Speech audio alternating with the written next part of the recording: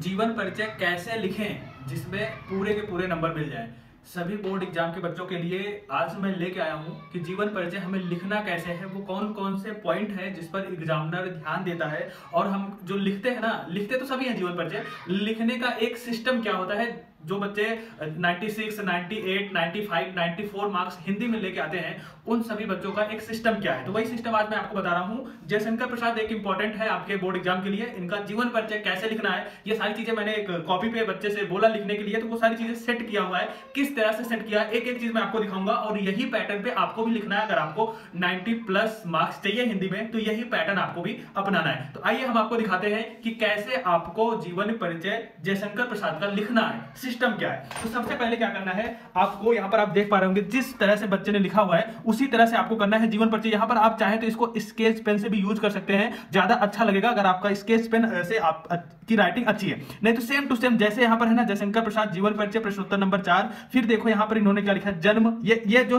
Heading पड़ी है ना, ये बिल्कुल सेट है। आपको इसी तरह से ही हेडिंग डालना है। जन्म लिखना है, जन्म स्थान लिखना है, शैक्षणिक योग्यता लिखनी है, भाषा शैली लिखनी है, मुख्य रचनाएं, फिर मृत्यु। ऐसे ही रखना है। बच्चे क्या करते हैं, जन्म मृत्यु एक साथ नहीं, इस तरह से नहीं। सही तो वो भी है, लेकिन जो एक परफेक्ट सिस्टम है ये, जैसे एग्जामिनर इतना देखेगा ना, आपको बिल्कुल सही कर देगा और यहीं पर ही आपको 5 नंबर दे देगा। फिर आगे आपको जीवन परिचय डालना। अगर आप इतना याद कर लिए है ना, तो इसी की गाथा यहां पर जीवन परिचय में लिखनी है। जीवन परिचय में कुछ नहीं करना है, सबका सेम होता है, बस जन्म और मृत्यु और ये जो जन्म स्थान है, रचनाएं हैं, इसी के बारे में अपने लैंग्वेज में, ठीक है, रटना नहीं, अपनी लैंग्वेज में उल्लेख करना, जैसे यहां पर इस बच्चे ने करा हुआ है। उसके बाद फिर आपको डाल देना है जीवन परिचय के बाद साहित्यिक परिचय, ये हेडिंग पड़ेगी। साहित्यिक परिचय के बाद हेडिंग डालने के बाद आप यहां पर देखो, पेज यहां तक आना चाहिए। जहां तक आए ना, एक पेज से लिखना स्टार्ट करो और दूसरे पेज में आधे पेज तक तो आना ही चाहिए, कम से कम यहां तक आना चाहिए, इससे ज्यादा नहीं, क्योंकि 80 शब्दों में लिखना होता है, तो ये भी चीजें हमें ध्यान देनी है। तो साहित्यिक परिचय भी ऐसे जैसे आप लिखे हो बिल्कुल ऐसे सही है। फिर जो दूसरा पॉइंट इंपॉर्टेंट होता है, ये इंपॉर्टेंट होता है। तो ये देखो कितना इंपॉर्टेंट पॉइंट है। कृतियां डाली बच्चे ने, फिर नाटक लिखा है,